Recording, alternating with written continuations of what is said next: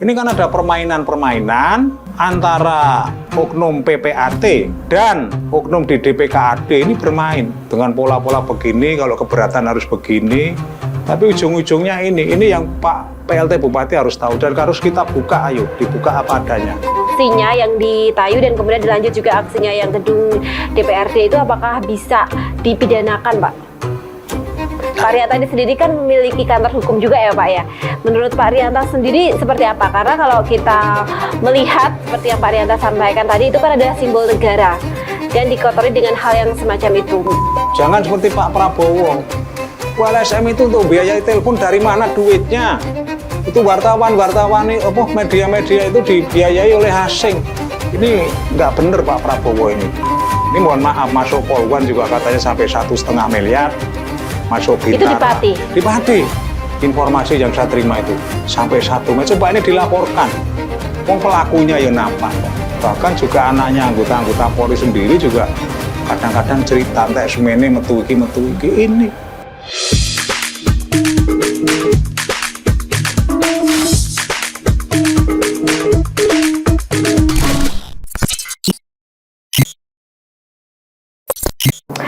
Apa kabar pemirsa Lingkar TV dimanapun Anda berada, berjumpa kembali dengan saya Nadine RA. Dan kali ini dalam Bedah Opini kali ini kita akan bahas mengenai mengisi kemerdekaan Republik Indonesia dari seremoni menjadi aksi nyata. Nah sebelumnya saya juga mau mengucapkan selamat Dirgahayu ke-81 untuk Republik Indonesia kita yang tercinta. Nah kemerdekaan itu bukan hanya tentang mengenang perjuangan masa lalu dalam bentuk seremonial, tapi bagaimana kita mengisinya dengan hal-hal nyata untuk bisa membawa perubahan yang berdampak positif ke depannya. Nah untuk membahas hal itu sudah hadir di studio Lingkar TV pada malam hari ini narasumber kita Bapak Rianta yang merupakan anggota DPR RI tahun 2019 hingga 2024 dan juga merupakan pendiri Ormas Gerakan Jalan Lurus. Pak Rianta, apa kabar malam hari ini, Pak? Alhamdulillah, baik dan sehat. Alhamdulillah. Pak, kita kalau bicara mengenai mengisi kemerdekaan nih. Nah, menurut Pak Rianta, apa makna kemerdekaan yang relevan untuk masyarakat kita pada hari ini? Kemerdekaan itu kan intinya kan kebebasan. Tapi bukan kebebasan yang tanpa aturan. Jadi intinya kan kalau saya mensitir apa yang disampaikan Bung Karno dulu bahwa kemerdekaan itu adalah jembatan Mas. Di seberang sana, kalau Bung Karno kan gitu. Di seberang sana. Itu mari kita isi bersama dengan hal-hal yang positif. Sesuai dengan bidang masing-masing. Jangan sudah merdeka tapi dibiarkan. Seperti kondisi sekarang ini tuh. Katanya sudah merdeka, tapi kenyataannya saya melihat masyarakat itu perlu mawas diri, apakah kemerdekaan ini benar-benar sudah dinikmati oleh masyarakat kecil khususnya. Ini yang kita perlu sadar diri, bukan kita nyalakan siapa-siapa. Contoh dalam hal-hal kecil aja, yang urusan-urusan sepele, masyarakat masih merasa merasa risau, merasa kok begini. Contoh berkaitan dengan pajak dan macam-macam ini kan masyarakat ini menjadi risau. Ya, karena semua berbicara pajak dan pajak. Ini. Jadi ini kan belum merdeka. Belum lagi berkaitan dengan kegiatan-kegiatan masyarakat. Seperti kalau masyarakat petani mau memerlukan bahan bakar solar untuk kegiatan traktornya juga kadang-kadang di pom bensin itu ada kendala-kendala. Padahal kita negara yang kaya ya Pak ya? Padahal kita negara yang kaya, ini kan kita bukan salah bunda mengandung, tapi salah Bapak melepas sarung. Salah Bapak melepas sarung, jadi dilepas sarungnya kemana-mana, jadinya kayak begini. Oke. Kalau orang Jawa dulu ini anak-anak kita itu seperti jadi anak kowar itu. Jadi apa itu? Ya anak kowar itu anak yang lahir tanpa dikehendaki oleh bapak maupun ibunya lahir. Makanya jadinya kayak begini. Oke, kalau dalam konteks kemerdekaan RI saat ini Pak yang dimaksud dengan salah Bapak melepas sarung ini, kesalahan tuh dimulai dari mana Pak? Ya tentu dari elit kekuasaan. Kalau berbicara di Jawa Tengah, dahulu kita punya potensi kerajinan Kuningan Juwana.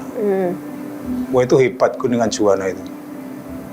Kemudian kalau di Tegal, itu lingkungan industri kecil Tegal. Itu dulu sempat memproduksi keras, kemudian blok mesin untuk mesin kelama temes itu diproduksi, itu jadi piston, itu jadi di situ. Saya pernah masuk di sana masalahnya. Kemudian kalau di Klaten itu ada ceper, dulu industri pengecoran logam. Pelek-pelek yang dulu racing bagus-bagus itu sebenarnya bikinan ceper, tapi itu permintaan dari luar negeri. Ada dari Korea, ada dari Singapura, itu dan bikinan dari ceper Klaten itu bagus. Sekarang tinggal kenangan. Coba kalau ke Juwana, dulu ada Sampurna, ada Krishna, dulu Pak Pawiropasi, terus Krishna yang dekat Koramil. Sekarang saya ke sana itu udah megap-megap. Sama di Klaten. Saya dulu pernah beli mesin kayu. Itu dari Klaten. Saya itu beli produksi kedua di sana. Saya pakai sampai 20 tahun pun nggak apa-apa. Itu bagus. Termasuk dulu saya beli keras untuk temes, untuk penggergajian waktu itu dari saya juga nggak apa-apa. Tapi sekarang nggak diperhatikan sama pemerintah. Oh, jadi menurut Pak Rianta tuh zaman sekarang ini banyak pengusaha atau usaha yang kemudian akhirnya gulung tingkar memang karena ekosistemnya tidak mendukung. Karena kesalahan elit. Oke. Saya pernah bincang-bincang sama ahli metalurgi, bukan metalurgi, ahli besi. Saya tanya, Indonesia itu kalau bikin blok mesin atau mesin itu apakah nggak bisa? Ya bisa tuh Pak. Itu kan barang gampang. Saya waktu itu sama salah satu insinyur alumni ITB, hanya kebijakan elitnya itu tidak mendukung. Karena elit lebih suka dengan fee. Jadi tidak usah produksi tapi kasih fee. Ya seperti sekarang ini tuh. Truk untuk Koperasi Merah Putih sama kendaraan pick up. Iya. Itu bikinan India, mesinnya jelek sekali. Ya kenapa kok tidak pakai maung? Atau kebijakannya sekarang diarahkan bagaimana bisa diproduksi di dalam negeri seperti Tata di India. Iya. Kan itu kesalahan elit. Jadi kesalahan elit sehingga akhirnya ekonomi di Indonesia ini yang seharusnya grow up malah menjadi tersungkur gitu ya Pak ya. Sehingga itu ya semuanya. Kita belum jadi bisa kehidupan merasakan politik juga tadi. hancur kayak begini. Kehidupan sosial juga hancur kayak begini. Maka kalau berbicara ketahanan mulai ideologi, politik, sosial, ekonomi, budaya, hukum maupun pertahanan keamanan kita sudah rapuh semuanya. Harus di momen ulang tahun kemerdekaan yang ke-81, saya berharap kita semua untuk mawas diri. Jadi kita mau kemana? Kalau dulu Bung Karno selalu mengatakan Trisakti. Ini sebenarnya kalau Trisakti itu dilaksanakan dengan sungguh-sungguh, kita bisa hebat. Jadi Trisakti itu intinya kan berdaulat dalam bidang politik, berdikari dalam bidang ekonomi, kemudian berkepribadian dalam bidang budaya. Bagaimana berbicara berdaulat dalam bidang politik? Politik luar negeri kita kan bebas aktif. Makanya presiden itu silakan mau berkomunikasi dengan Amerika ya monggo, dengan Cina ya monggo, dengan India ya monggo, dengan Uni Soviet ya monggo, dengan Israel ya monggo. Seperti dulu Gus Dur kan punya wacana mau membuka hubungan diplomatik dengan Israel. Saya setuju dengan Gus Dur. Karena daripada bikin ribut aja ya sudah dibuka hubungan diplomatik dengan Israel. Jadi biar cita-cita perdamaian dunia yang dicita-citakan oleh banyak negara-negara di dunia ini bisa terrealisasikan. Makanya dulu tahun 63 Bung Karno itu menyatakan Indonesia keluar dari PBB. Karena PBB saat itu pun Bung Karno sudah berbicara kemenangan PBB itu identik dengan kemenangan Yahudi. Kemenangan Amerika dan sekutu-sekutunya. Ini yang kita harus memahami itu.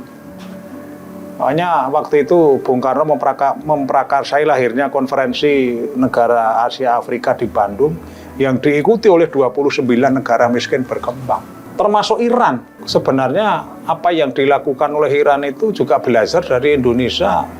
Sebenarnya Trisakti itu berdaulat dalam bidang politik, berdikari dalam bidang ekonomi.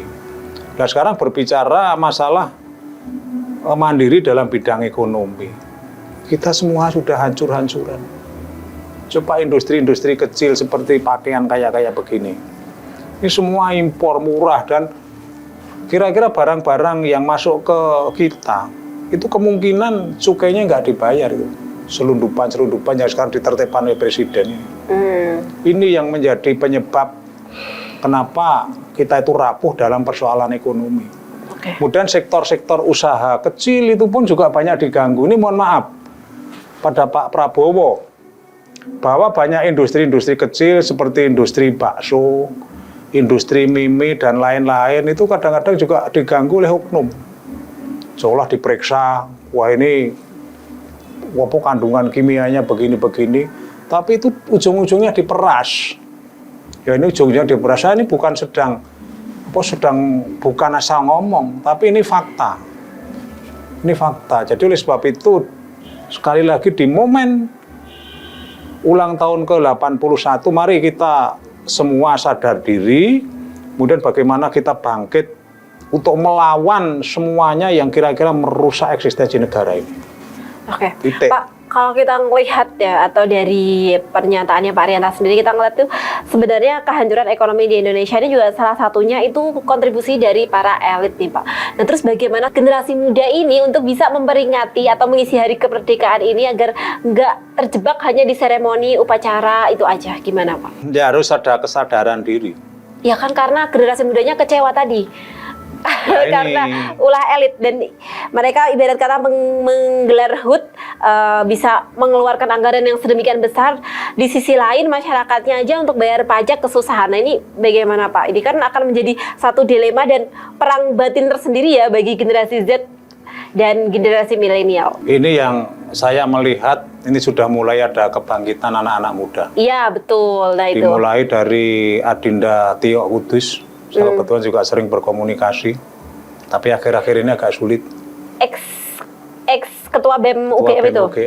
Kemudian juga beberapa waktu lalu ketua BEM UI dan beberapa ketua BEM itu kan sudah mulai ada vokal bersuara ya.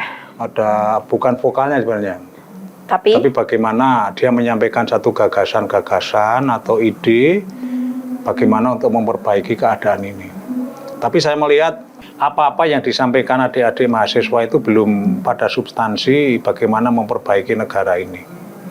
Karena kan itu turunkan harga, apalagi itu tuh jangan. Iya. Itu kurang. Kalau menurut pandangan saya, bagaimana kekuatan sosial semuanya itu bergerak untuk bagaimana mendorong penataan kembali kehidupan politik. Ini harus ditata kembali. Dimulai tentu dari perbaikan Undang-Undang Dasar 45. Ya, seperti persoalan MBG. Ini kan persoalan konstitusi sebenarnya. Karena berkaitan dengan visi dan misi seorang calon presiden. Kalau itu untuk presiden, kalau ke bawah gubernur dan bupati kan juga ada visi misinya. Itu sama. Ini yang sebenarnya kalau mau diperbaiki harus dari sana. Ya, kemudian bagaimana agar arah pembangunan bangsa ini bisa goal, itu bagaimana dihidupkan kembali peran MPR membentuk garis-garis besar haluan negara. Dulu kan kalau di tingkat nasional kan ada GBHN, dan di tingkat provinsi juga ada garis-garis besar haluan daerah, provinsi tentu. Begitu juga di tingkat kabupaten maupun kota juga ada garis-garis besar haluan daerah. Ini sebagai visi besar negara. Kalau dulu Pak Harto kan mencanangkan repelita pertama sampai ke-6. Misalnya ke-6 itu Indonesia itu diharapkan bisa tumbuh menjadi macan Asia saat itu. Dan ekonomi kita saat itu tumbuh memang menjadi teladan di Asia. Tapi tiba-tiba dihancurkan oleh kekuatan-kekuatan global yang memang global itu menginginkan Indonesia itu hancur. Makanya ketika Pak Harto mau lengser, saya masih ingat betul, ketika MPR mau amandemen, itu tekanan-tekanan asing itu hebat. Itu tekanan-tekanan asing untuk mengamandemen, kemudian munculnya undang-undang tentang paten, merek, kemudian hak tanggungan, fidusia, macam-macam itu munculnya itu ditekan. Dan saat DPR RI membahas rancangan undang-undang itu ditunggu oleh Kadin Jepang dan Kadin Amerika. Bahkan konon informasinya pun pasal-pasal tertentu itu adalah pasal-pasal yang dipesan oleh mereka untuk melindungi investasi mereka di sini. Seperti Sumitomo Bank yang Jepang, kemudian Karo Leasing ACC, Mitsui, semua masuk di sini. Bank-bank dan jasa keuangan masuk di sini. Ini mereka dengan mempengaruhi kebijakan. Iya, agar produk luar bisa masuk ke Indonesia ya, penjajahan secara ekonomi. Pak, kita kembali lagi masalah mengenai bagaimana cara mengisi kemerdekaan ini, Pak. Kalau kita flashback setahun yang lalu di bulan Agustus tuh terjadi kerusuhan hampir di seluruh wilayah Nusantara ini, Pak, karena kekecewaan daripada masyarakat sendiri atau rakyat sendiri ini dengan kebijakan pemerintah. Nah, menurut Pak Rianta, cara para masyarakat untuk mengutarakan kekecewaan atau mengisi kemerdekaan dengan cara seperti itu tuh bagaimana, Pak? Ya, kita harus melakukan hal-hal yang positif. Kita harus sadar betul bahwa tujuan berbangsa dan bernegara itu kalau dulu kan menuju masyarakat adil dan makmur berdasarkan Pancasila. Itu tujuan berbangsa dan negara dulu. Makanya doktrinnya kadang-kadang yaitu Toto Tentrem Kerto Raharjo. Jadi Toto Tentrem Kerto Raharjo. Jadi ya Toto itu temoto teratur. Iya. Tentrem ya satu situasi, satu kondisi yang aman. Jadi masyarakat ketika aman itu bisa nyaman bekerja. Tidak kalau seperti ada aksi-aksi unjuk rasa yang anarkis atau aksi-aksi unjuk rasa yang mungkin tidak patut. Ini kan mengganggu iklim usaha, kemudian juga akan mengganggu iklim investasi. Tentrem itu kerto. Yo kerto itu yo apa ya kerto itu Kerto Raharjo. Kerto itu ya apa ya kerja lah. Tentrem iso kerja. Raharjo ya makmur menuju masyarakat yang adil dan makmur. Makanya konsep sekarang itu kebanyakan negara-negara di dunia itu negara itu yang kita sepakati adalah negara kesejahteraan. Bagaimana membangun kesejahteraan. Nah ini, nah persoalannya saat ini lembaga-lembaga negara yang sudah mendapatkan mandat rakyat itu tidak bisa maksimal melaksanakan fungsinya. Contoh, lembaga perwakilan. DPR. MPR pun ini tidak berfungsi maksimal. Mestinya MPR saat seperti ini berpikir bagaimana mengamandemen Undang-Undang Dasar untuk bagaimana menuju Indonesia yang kata Pak Prabowo Indonesia Emas berapa 2045 itu masih Mas Opo ini. Bukan Mas Rianto tapi ya. Kemudian juga lembaga perwakilan. Mas Jambitsus mungkin. Gitu?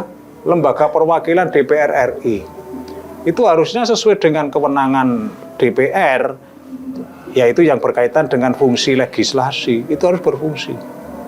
Sekarang bagaimana produk hukum nasional itu tumpang tindih. Apalagi pasca lahirnya Undang-Undang Cipta Kerja. Ini benar-benar bertabrakan. Semangatnya Undang-Undang Cipta Kerja itu akan memberikan kemudahan khususnya sektor usaha di dalam berinvestasi. Tapi kenyataannya justru ini malah bikin korak-karik, bikin kacau.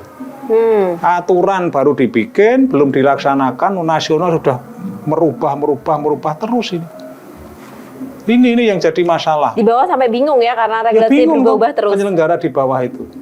Nah sekarang Pak Prabowo bikin satgas perizinan. Tapi itu kan hanya satgas tok, omongannya tok. Kenyataannya belum ada apa-apa. Saya punya teman yang ngurus perizinan di Dirjen Sumber Daya Air Kementerian PU. Sudah hampir 2 tahun nggak selesai. Juga saya diminta advokasi ngurus izin tambang yang berkaitan dengan MOMI-MODI, Dirjen Pertambangan. Itu waktu itu juga hampir 2 tahun nggak keluar. Saya suruh minta bantuan orang SDM Blora sulit, SDM Provinsi sulit, kemudian bagian perizinan Kabupaten Gerobokan juga sulit, kemudian bagian perizinan Provinsi Jawa Tengah juga sulit. Setelah diparani di Jakarta, saya temui lewat telepon dirjennya, kemudian di direkturnya, itu pun direkturnya tidak atensi. Baru saya minta kontak sama dirjen, saya minta pelaksanaan dikasih, baru ketemu itu baru bisa masuk. Ini contoh.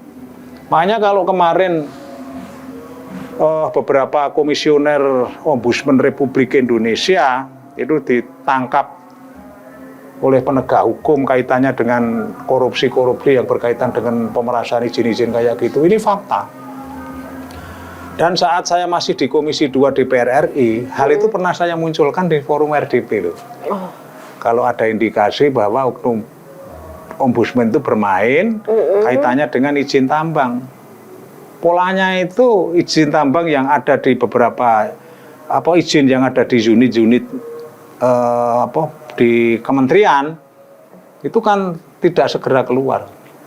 Nah, pakai rekomendasi Ombudsman. Itu baru direkomendasikan oleh Ombudsman untuk segera dikeluarkan, baru keluar. Dan ini tidak gratis. Bahkan ada yang sampai 2 miliar. Ini fakta, bukan saya ngarang. Terus hasilnya gimana ketika itu sudah Anda mencuatkan di dalam RDP? Ya kenyataannya beberapa bulan lalu kan dibersihkan itu. Makanya satu proses ini seperti sahabat kita Pak Boyamin Mage, itu kan laporan yang berkaitan dengan sama Pak Sugeng IPW, itu laporan yang berkaitan dengan kelakuan Febri Ardiansyah Jampitsus, itu 2024 itu dilaporkan secara resmi oleh Sugeng IPW itu Pak Sugeng. Polri bergerak, karena intelijen Polri itu saya yakin bagus, bergerak. Makanya langsung kayak begitu. Ini polisi itu nguntitnya sudah lama. Dan itu berdasarkan laporan yang disampaikan oleh Sugeng, itu yang kaitan dengan Sugeng IPW, yang berkaitan dengan kasus apa itu ya. Kemudian yang Boyamin itu kan kasus Asabri. Sama kasus batu bara yang disampaikan ke anak perusahaan PLN itu. Itu pelapornya Boyamin. Makanya sejak tahun 2023, Boyamin nggak mau ketemu lagi dengan Febri Jampitsus waktu itu, karena saat Boyamin ketemu di tahun 2023 itu, Febrinya ngomong, Mas Boyamin nggak mau uang ya. Ini fakta loh. Bukan ini fakta. Makanya kan saya berharap seperti dinamika di Pati. Iya. Saya berharap kawan-kawan khususnya MPG dan lain-lain teruslah bergerak. Tapi dalam tanda kutip saya mohon untuk lebih sofa. Artinya jangan nampak kebrutalannya, jangan nampak kurang sopan. Tapi yang santai saja, tapi pasti. Satu misal ada indikasi korupsi, enggak usah ngomong. Dilaporkan aja secara tertulis, minta tanda terima, itu aja. Jadi tidak usah. Seperti kemarin saya yang agak kaget juga waktu di Tayu ya. Iya. Apalagi hanya camat, Kajari, Bupati, Kapolresta. Kayak gitu mohon izin. Bukan saya saya senang dengan kegiatan-kegiatan teman-teman aksi-aksi kayak gini karena ini dinamika demokrasi. Dan ini bagian dari pendidikan politik sebenarnya. Ya, lah coba Ini bagaimana diredam? Ya sebenarnya bisa. Ketika kita bicara bahwa itu juga bagian dari pendidikan politik ini Pak. Iya, menurut Dan saya. kemudian mereka masuk ke dalam gedung dewan, kemudian mereka melakukan penyegelan dan kemudian penyanderaan kepada anggota dewan. Pak, menurut Pak Rianta itu adalah pendidikan politik yang sesuai untuk masyarakat kita saat ini. Kalau menurut saya ya itu tidak benar. Ini kalau menurut saya tanpa mengurangi rasa hormat teman-teman saya ini kurang tepat lah. Kurang tepat. Dan saya juga berharap negara ini bisa kuat. Negara ini bisa berwibawa. Ya. Kantor DPRD itu kan simbol negara. Iya. Ini kemudian dikayak begitu. Nah, persoalannya apa? Ini yang kita harus mawas diri. Ya kalau menurut saya persoalannya itu lembaga perwakilan tidak berfungsi. Ya, mestinya lembaga perwakilan itu berfungsi secara maksimal. Contoh yang kecil aja lah. Ini untuk Pak Gubernur Jawa Tengah sama Pak Bupati di seluruh Jawa Tengah. Masyarakat kecil, petani-petani kecil yang akan meratakan tanah sawahnya yang tinggi. Itu aja sekarang ini masih tidak nyaman. Masih diganggu, masih ada beberapa permintaan atensi, ya, diatensi oleh oknum aparat. Ini yang mari ini sekarang kita buka total, siapa yang melakukan kayak gitu dilaporkan, kalau perlu divideokan, diviralkan. Seperti tadi Pak Prabowo di depan anggota DPR, MPR, dia menyampaikan ada 1.000 tambang timah di Bangka ditutup. Kemudian juga memerintahkan kepada Kapolri dan Panglima TNI untuk menindak oknum jenderal itu. Tadi kan ngomong gitu Pak Prabowo. Ini. Makanya Pak Prabowo itu sebenarnya punya satu keinginan yang kuat.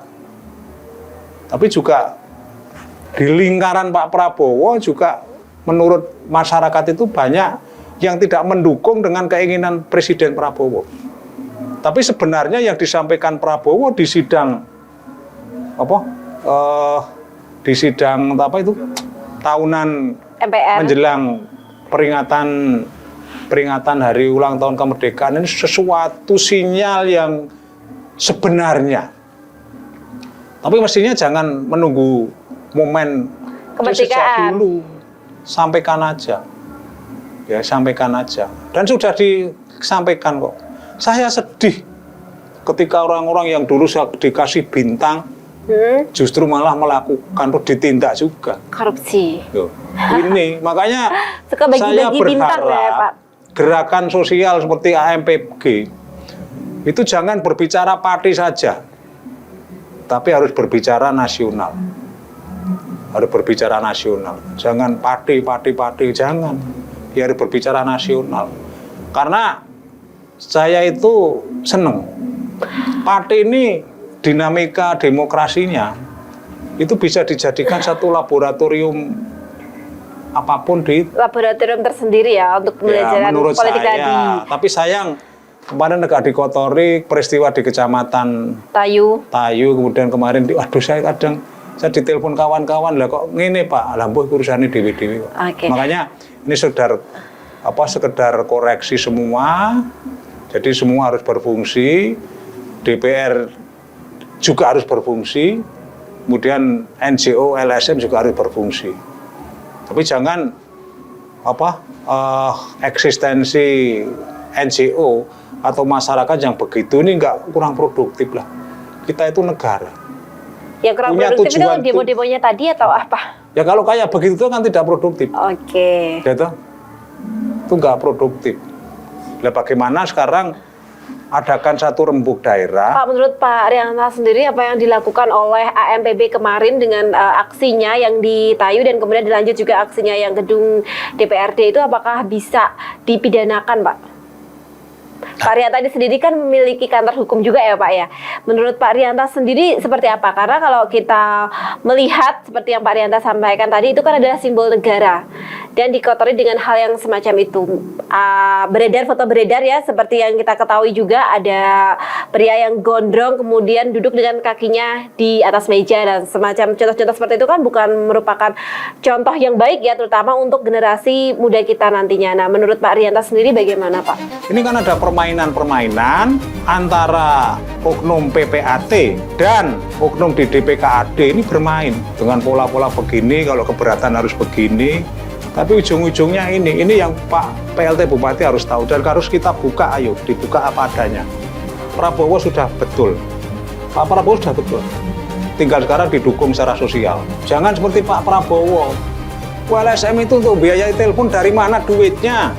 Itu wartawan-wartawan, media-media itu dibiayai oleh asing.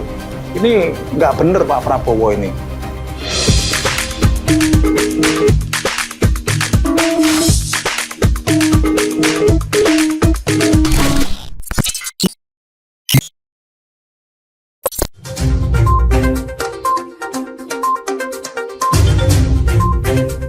Merangkum semua peristiwa sebagai berita yang penuh fakta.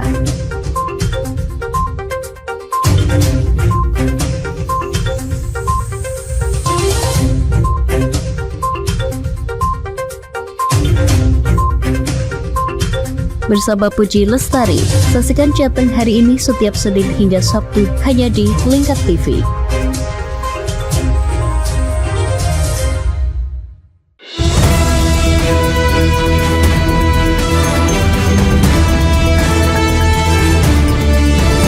Menemani pagi Anda dengan menyajikan berita nasional dan regional yang dikupas secara akurat dan aktual untuk awali hari.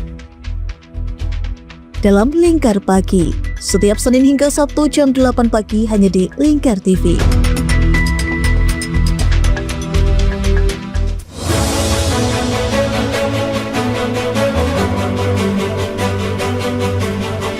Siang hari, waktu yang tepat untuk berita akurat. Yaitu Des tentang pemberantasan perjudian daring, Menyajikan berita dan informasi hangat di tengah aktivitas Anda demi mendapatkan fakta terbaru untuk langkah yang lebih pasti. Dalam Lingkar Siang, setiap Senin hingga Sabtu jam 1 siang hanya di Lingkar TV.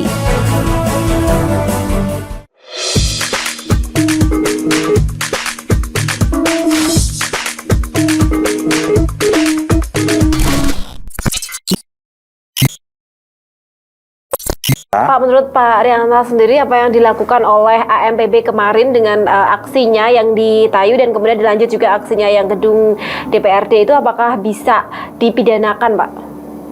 Pak Rianta sendiri kan memiliki kantor hukum juga ya Pak ya. Menurut Pak Rianta sendiri seperti apa? Karena kalau kita melihat seperti yang Pak Rianta sampaikan tadi itu kan adalah simbol negara dan dikotori dengan hal yang semacam itu. Foto beredar ya, seperti yang kita ketahui juga ada pria yang gondrong kemudian duduk dengan kakinya di atas meja dan semacam contoh-contoh seperti itu kan bukan merupakan contoh yang baik ya, terutama untuk generasi muda kita nantinya. Nah, menurut Pak Rianta sendiri bagaimana Pak? Saya kira kalau berbicara masalah bisa dipidanakan atau tidak dipidanakan itu melihat persoalannya. Ya kalau memang itu bisa dipidanakan atas dasar hukum pidana, ya mengapa tidak?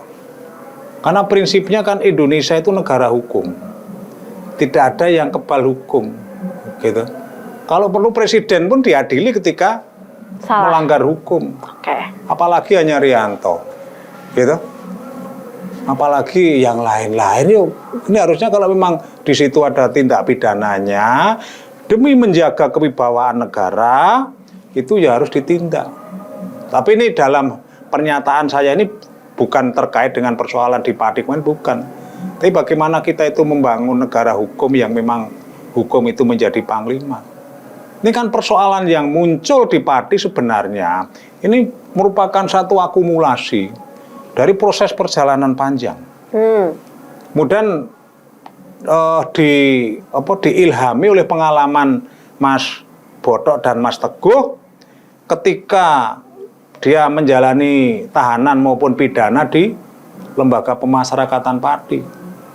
Dia mendapatkan info, bahwa ini oknum ini minta ini, minta ini, minta ini. Kasus 303. kasus 303 narkoba. Ini minta sekian. Ini yang diterima Mas Teguh sama Mas Botok di tahanan maupun ini yang memicu tuh, ini memicu. Ini sebenarnya persoalan keteladanan pemimpin. Nggak bisa diteladani dan mendengar kok. Padahal nih tonggo saya atau saudara saya kena perkara. Wis ora ono sing gratis. Ini fakta.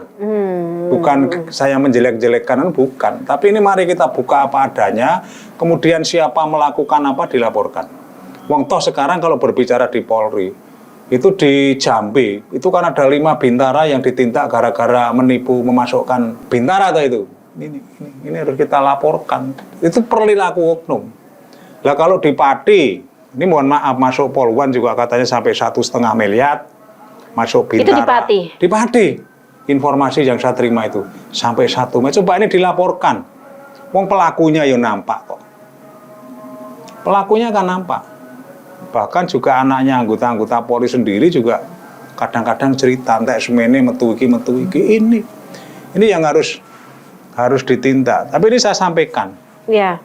Di Winong Kidul itu anaknya cucunya Mas Nanang. Itu masuk Polri, Sumber Sarjana, itu anaknya orang nggak mampu, juga diterima kok. Tadi baru saja saya kontak, dia tugas di Kortas Tipikor. Artinya nggak semua nggak harus pakai. Artinya nggak Kemudian semua juga harus pagi pakai tadi uang. saya ketemu orang Getasan Salatiga yang ketemu. Dia masukkan anaknya Bintara Polri juga gratis. Sampai sumpah. Betul Pak, ora selamat anakku pakai duit. Hanya jujur anak saya itu memang saya suruh latihan terus. Ini makanya saya yakin ya masuk Polri yang diterima itu sebenarnya diterima sendiri. Tapi karena tidak punya kepercayaan baik orang tuanya maupun anaknya disediain yang kayak gitu. Ini yang harus kita omong-omongkan terus, bahwa saya pernah juga membantu anak Blora. Jadi anak Blora itu waktu itu ikut seleksi, dia punya banyak prestasi. Nah, itu mesti katut sendiri. Nah, waktu itu ada oknum anggota Polsek Cepu yang ngancam-ngancam minta duit. Saya advokasi. Sekarang diterima dinas di Wonogiri. 0 nggak pakai duit. 0. Itu nggak pakai duit. Nah, artinya memang nggak selalu ketika mau masuk ke institusi Polri itu harus saya yakin diambil. Itu hanya oknum-oknum tertentu. Oknum yang penipu. Oknum yang penipu seperti di Pati ini saya tahu sebenarnya. Oknumnya siapa? Oknumnya itu tahu. Dan ini kalau tampil di masyarakat, penampilannya itu seperti orang hebat itu. Suka berbagi. Ini bener. Hasil dari itu tadi. Menipu. Termasuk juga dulu yang masuk honor CPN, kalau honor itu dulu memang keterlibatan oknum penguasa. Ini mohon maaf, makanya yang sering disampaikan Pak Dewo dan kawan-kawannya itu kondisi perangkat desa macam-macam dulu. Ya memang sejak dulu. Mas sejak dulu seperti itu. Saya dulu, supaya Pak Dewo saja dituduh kayak begitu, ditangkap, dituduh kalau menurut saya. Itu nanti benar, salah. Gitu? Yeah. Kalau berbicara pembuktian di dalam persoalan pidana, itu kan bukti material. Iya. Ya toh? Iya betul. Satu misal, sampean saya laporkan nyuri HP saya. Ya, nggak ada yang tahu kok. Harus ada bukti-buktinya ya, walaupun Pak ya? HP saya ada di Anda, tapi nggak ngerti ternyata Anda beli dari Mas kameramen itu. Kemudian ini. Jadi bukti itu yang terpenting adalah bukti material, bukan logika, bukan kiro-kiro. Ini nggak bisa seperti itu kalau berbicara masalah persoalan bukti pidana loh. Oke. Pak, kalau berarti kan kesimpulannya memang cara menyampaikan aspirasi seperti itu tuh nggak baik ya Pak. Lah, untuk mencapai aspirasi yang baik tapi juga didengar sama elit yang di atas itu bagaimana sih Pak seharusnya Pak? Ini yang menjadi problem. Karena pengalaman ormas saya GJL Iya. melakukan aksi-aksi kayak gitu kan udah sampai ormas saya itu diberikan satu penghargaan ormas terbuanya melakukan unjuk rasa di Provinsi Jawa Tengah itu. Sama ada itu. Tapi karena penghargaan itu sertifikatnya nggak laku, saya pinjamkan di bank ya tak geletakkan di mana itu aja. Artinya slogan Anda sopan kami segan di dalam unjuk rasa itu nggak berlaku ya Pak ya? Karena nggak didengar. Ya, saya yakin itu hanya sekedar. Atau bagaimana nih? Menurut Pak Sekedar Riyata sendiri yang gimana? pemimpin ormas yang merupakan ketua ormas dan ormasnya terkenal suka melakukan aksi unjuk rasa nih. Ya, kalau menurut saya unjuk rasa yang tanpa konsep itu juga hanya membuang energi. Tapi kalau yang kami lakukan banyak mempengaruhi berkaitan dengan perilaku oknum penyelenggara negara. Baik masyarakat pun banyak yang menikmati seperti dulu ketika BPHTB di Pati 2%, 2,5%. Kita sebenarnya yang saat itu bagaimana membangun opini-opini di tingkat masyarakat, kemudian BPHTB yang rata-rata waktu itu di kabupaten kota seluruh Indonesia di Pati dikenakan 2,5%. Kemudian di Blora waktu itu saya dorong bisa turun sampai 2% BPHTB. Tapi sekarang kembali lagi ke 5% semua. Ini yang mestinya menjadi fokus kawan-kawan untuk bagaimana menyampaikan pemikiran-pemikiran ini ke lembaga perwakilan, ke DPRD atau ke DPR RI. Karena saat ini yang membebani kan itu toh. Iya, Ya, makanya hari tanggal 24 September besok itu Gerakan Jalan Lurus akan melakukan satu kegiatan di DPKAD Pati. Untuk menyampaikan pemikiran-pemikiran berkaitan dengan mahalnya masyarakat wajib pajak BPHTB. Ini mahal. Kemudian pola-pola yang diterapkan disampaikan dalam bentuk audiensi atau aksi unjuk rasa seperti kemarin, Pak. Jadi gini, kalau Gerakan Jalan Lurus yang menyampaikan pendapat itu tentu sesuai dengan koridor hukum. Kan di undang-undangnya kan penyampaian pendapat di muka umum. Ya kita berikan surat ke polisi ya penyampaian pendapat di muka umum. Mau unjuk rasa, mau audiensi tidak ada masalah. Undang-undangnya bunyinya juga penyampaian pendapat di muka umum wajib dipersampaikan ke polisi, sampaikan aja. Oke. Dengan bahasa undang-undang. Lah nanti kini ketika terjadi satu bargaining arahnya kan itu. Oke. Makanya saya ingin ini agar diketahui oleh warga masyarakat untuk bagaimana di dalam perjuangan politik membangun satu sistem yang membebani masyarakat. Ini masyarakat itu harus juga mendukung. Jangan seperti Pak Prabowo. LSM itu untuk biaya telepon dari mana duitnya? Itu wartawan-wartawan media-media itu dibiayai oleh asing. Ini nggak bener Pak Prabowo ini. Nggak bener. Coba seperti GJL. Apa GJL dapat duit dari mana? Nggak dapat duit. Bantuan-bantuan juga nggak ada kok. Tapi kita mandiri, wong sekarang ini murah kok. Perjuangan itu dengan ini aja murah. Makanya sekarang ini kita harus sadar bersama bahwa memang negara ini ada elemen-elemen negara yang memang itu mutlak. Ada sektor pemerintahan tugasnya membuat aturan, memberikan layanan barang dan jasa. Barang itu apa ya berupa infrastruktur, jalan, jembatan, bandara, macam-macam. Jasa itu ya jasa administrasi. KTP, SIM, surat nikah, keimigrasian, sertifikat tanah, macam-macam ini jasa. Ini tugas pemerintahan. Lah kemudian sektor swasta. Tugasnya berinvestasi. Dan tugasnya pemerintahan tadi bagaimana memberikan peluang kepada sektor swasta, sektor pengusaha untuk berinvestasi. Tentu diperlukan adanya satu kepastian, keamanan, kepastian usaha. Dan kalau orang investasi kan mikirnya kan harus kembali. Itu jangan diganggu dengan satu kegiatan-kegiatan seperti demonstrasi yang nanti mengganggu investasi. Ini nggak baik. Ini menurut pandangan saya. Kemudian pilar yang ketiga adalah sektor masyarakat, sektor LSM, sektor NGO. Tugasnya yang memberikan satu pengawasan atau controlling terhadap sektor pemerintahan dan sektor swasta. Makanya slogan gerakan jalan lurus yang sampai hari ini pun di WA saya itu masih menjadi anjing penjaga Nusantara. ya. Jadi Pak Rianto itu setia menjadi asu.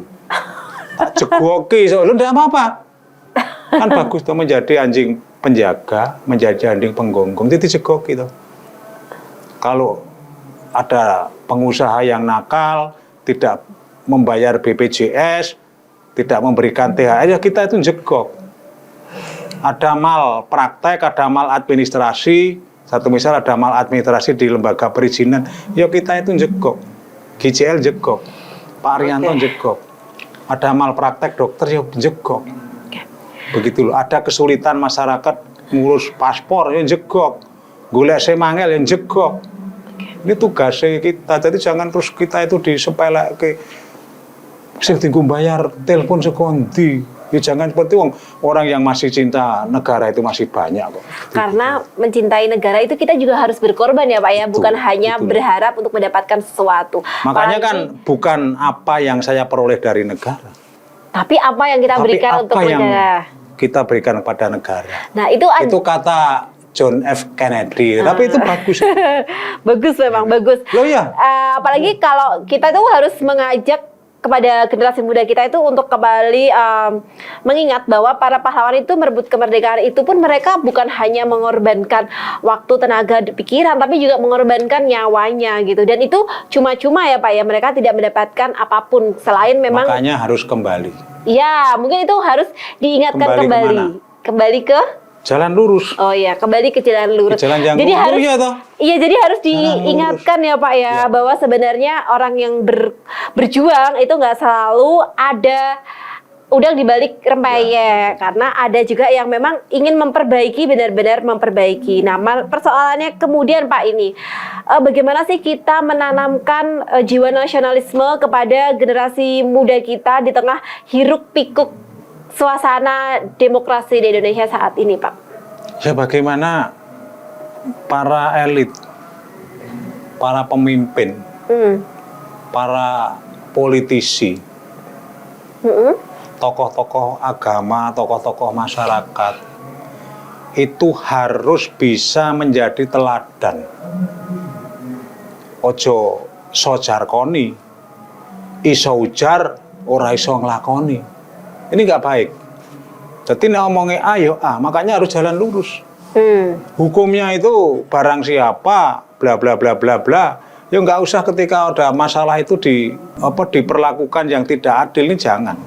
Makanya ini harus kita dorong bagaimana negara itu bisa kuat. Makanya kalau dulu para dalang khususnya selalu berbicara negoro bla bla bla bla bla bla. Ratune dipimpin oleh Sabdo Pandito Ratu Tan Kena Wolawali. Ini menurut pandangan saya, ratu itu apa?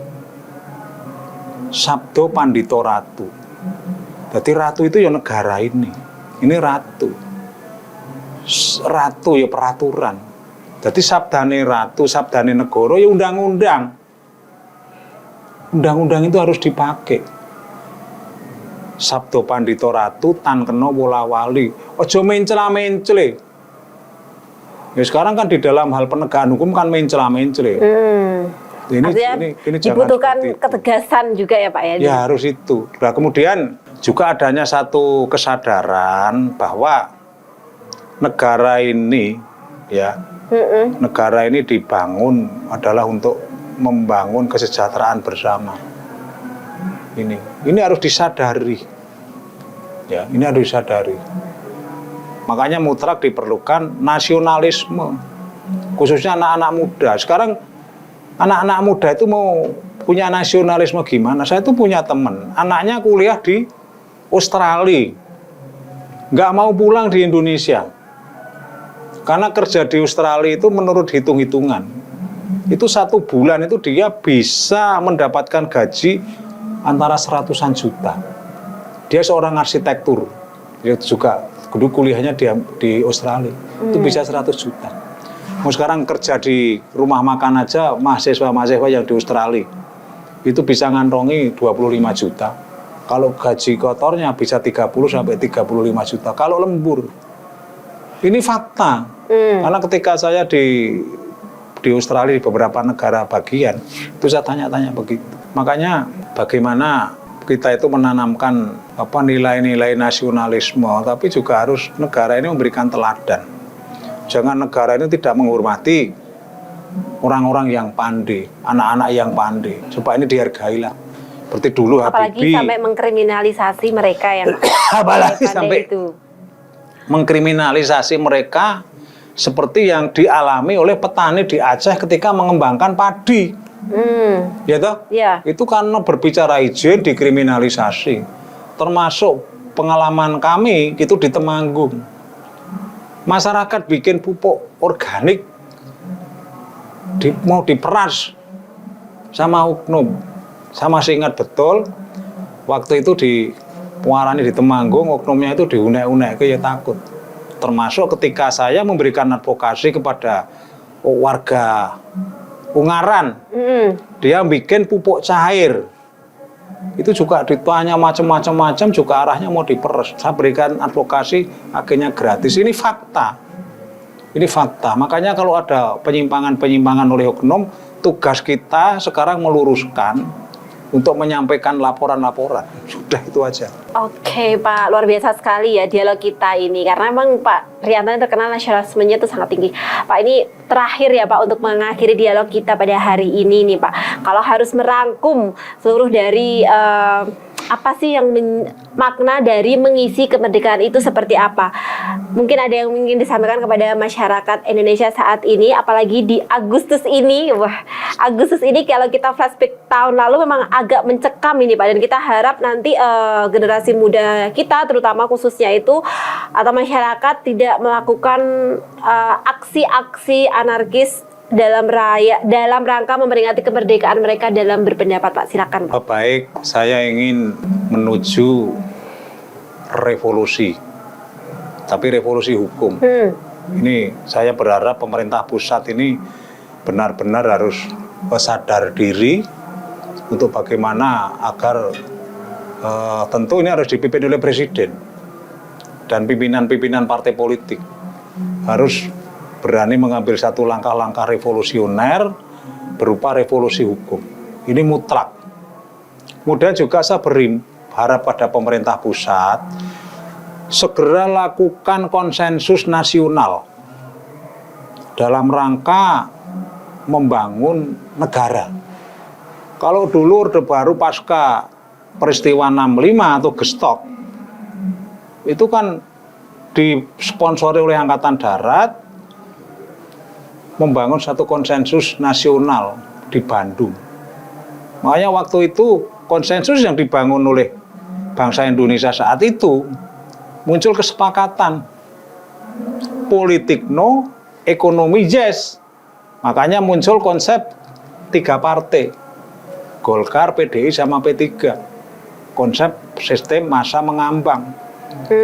Ini ingin agar saat itu setelah Orde Lama dianggap gagal dengan konsep Pak Karno, demokrasi terpimpin, ekonomi terpimpin, oleh Orde Baru itu diganti jaket aja dengan sistem ekonomi Pancasila, gitu, dengan demokrasi Pancasila.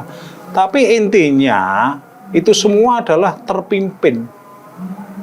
Makanya dulu Pak Karno ngomong, di Indonesia itu harus ada satu partai yang besar, partai pelopor, pelopornya partai-partai. Nah sebenarnya konsep itu dilaksanakan oleh Orde Baru dengan adanya single Golkar, mayority waktu itu. Iya. Konsep itu sudah betul. Jadi sudah benar ya seperti kalau itu. menurut pandangan saya, tapi kalau menurut orang-orang yang punya satu paham-paham liberalis, kapitalis enggak. Kalau Pak Rianto ini kan mohon maaf, kalau di Belek, Merah putih. seorang sosialis. Oh, seorang sosialis. Kalau dulu mungkin dicap orang komunis gitu, tapi sebenarnya kalau orang Indonesia itu lebih banyak pada sosialis. Kita punya empati, nganggo rasa pangrasa, bukan nganggo. Kirain mau bilang merah putih. Kemudian yang ketiga, Oke. itu yang paling penting, stop korupsi. Itu yang penting. Harus di stop. Dan Pak Prabowo sudah memulai. Rakyat harus dukung. AMPB harus juga totalin didukung. Dukung. Pokoknya kalau APB tahu persoalan korupsi dilaporke, tertulis di awal, takoke terus. Itu mutlak. Jadi seperti kawan-kawan AMPB itu juga mutlak harus ada. Tapi jangan yang pola-pola kurang tepat, kurang sopan, ya jangan, itu hindari. Itu udah hindari. Kemudian yang keempat, para pemimpin itu harus mau menjadi teladan, mau menjadi contoh. Jangan seperti apa peribahasa itu, guru kencing berdiri, Murid kencing berlari. murid kencing berlari. Ini sekarang ini kan itu tuh. Muridnya lebih pintar dari gurunya. Kata? Ya. Muridnya yang Melayu. Oke. Ya, toh? Itu ini sekarang ini fakta loh. Gitu. Makanya aksi-aksi AMPB benar kan akumulasi muak. Nah ini mari ini kita tangkap sebagai satu koreksi bersama untuk bagaimana kita lakukan konsensus. Termasuk mungkin konsensus daerah ya. Saya berapa ada di Pati, Pak Chandra, coba lakukan Pak langkah-langkah untuk rekonsiliasi. Konsensus, coba didengar. Semua aktivis diundang, media diundang, tokoh masyarakat, tokoh agama, partai-partai politik itu diundang, kemudian dimintai pandangan. Apa-apa yang harus Benahi bersama. dibenahi. Ini kan persoalannya kan, mohon maaf, lembaga perwakilan ini tidak berfungsi maksimal. Contoh seperti pemerataan tanah yang masih dioyak-oyak oleh oknum, masih dimintai atensi. Ini kalau lembaga perwakilannya atau bupatinya itu tangkap, ya bikinkan aja. Mungkin kalau bisa perda. Kalau perda kan harus DPRD dan bupati. Tapi bisa saja bupati mengambil langkah-langkah politis, dibikinkan peraturan bupati. Atau bisa saja kepala desa plus BPD didorong untuk membuat perdes, peraturan desa, atau cukup kepala desa membuat peraturan kepala desa berkaitan dengan pemerataan tanah untuk kepentingan umum, berkaitan dengan pembelian BBM subsidi untuk kepentingan pembangunan, bikinkan aja. Lah ketika alasan-alasan klasik itu bertentangan undang-undang yang lebih tinggi, itu tidak peduli. Yang penting diundangkan dulu. Ketika ada konflik tafsir mengenai sebuah produk hukum, ya silakan kalau konflik itu berkaitan dengan peraturan di bawah undang-undang, ya yang berkepentingan silakan diuji di Mahkamah Agung. Begitu juga kalau konflik tafsir kepentingan berkaitan dengan undang-undang terhadap konstitusi, ya lakukan uji materi ke Mahkamah Konstitusi, lakukan ini semua. Nah, saya berharap lembaga perwakilan ini berfungsi, ya, termasuk bagaimana yang berkaitan dengan pajak BPHTB, biaya perolehan hak atas tanah dan bangunan.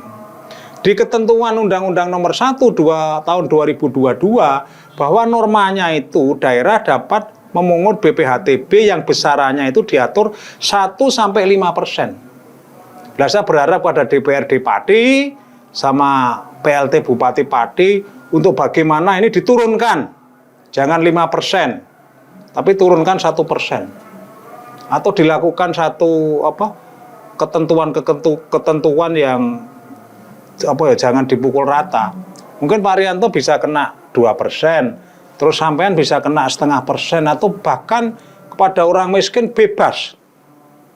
Kemudian juga BPHTB berkaitan dengan harta yang berasal dari warisan atau hibah karena hubungan bapak dan anak. Oke. Ini saya berharap kepada DPRD Pati dan PLT Bupati Pati ini dinolkan.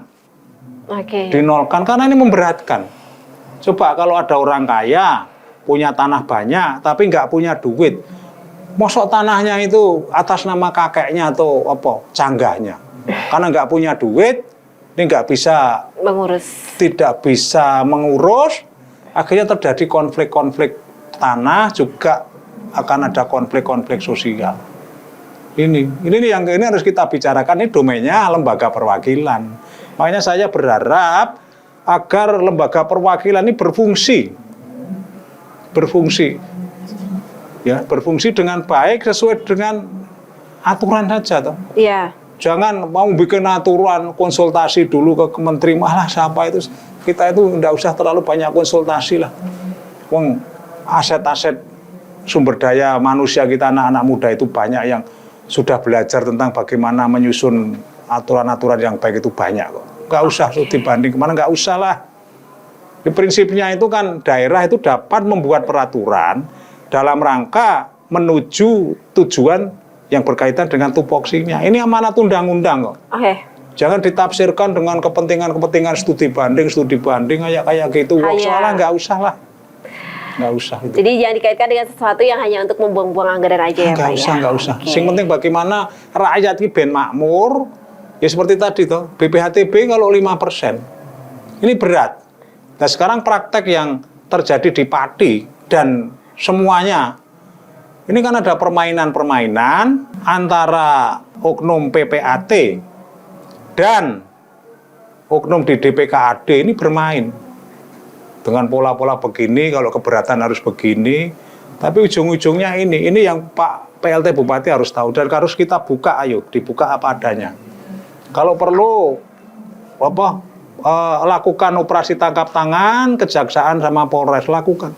Ini dalam rangka membangun negara yang baik.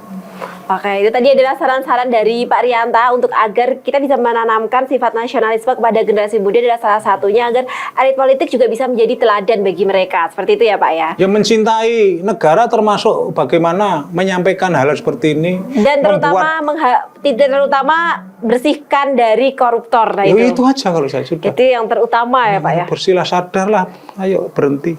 Prabowo sudah betul. Pak Prabowo sudah betul. Tinggal sekarang didukung secara sosial. Oke. Tapi jangan sekarang terus berpikir hiruk pikuk di sana. Ya memang ini politik. Ya politik itu harus ada dinamika politik, harus ada pro kontra, harus ada, makanya ada kompromi politik, ada konsensus, rembukan. Nah itu. Tapi rembukannya tiga kali rakyat. Pokoknya jangan sampai rembukannya untuk mengangkat rakyat. Oke Pak Rianta, terima kasih sekali atas dialog kita dalam rangka mengisi kemerdekaan Republik Indonesia, dan kita ucapkan dirgahayu ke-81 Republik Indonesia. Semoga pada momen kemerdekaan tahun ini bisa kita isi dengan kegiatan-kegiatan yang positif, begitu ya Pak ya. Baik, saya Nadine RA beserta segenap kru yang bertugas mohon undur diri. Saksikan terus Bedah Opini hanya di Lingkar TV. Merdeka. Merdeka. Kamu bilang ini tempatnya saya ingin kami tetap kembali, tapi harus sudah menyatakan masalahnya kamu tidak kembali, artinya tidak diri dari anggota dewan. Ini aja ada yang itu saya pikir bahkan dan buat kita aja buat kenyataan. Oke, buat bagian dari apa? Jangan saya ya dan silakan. Ya. Orang pintar kok. Ya.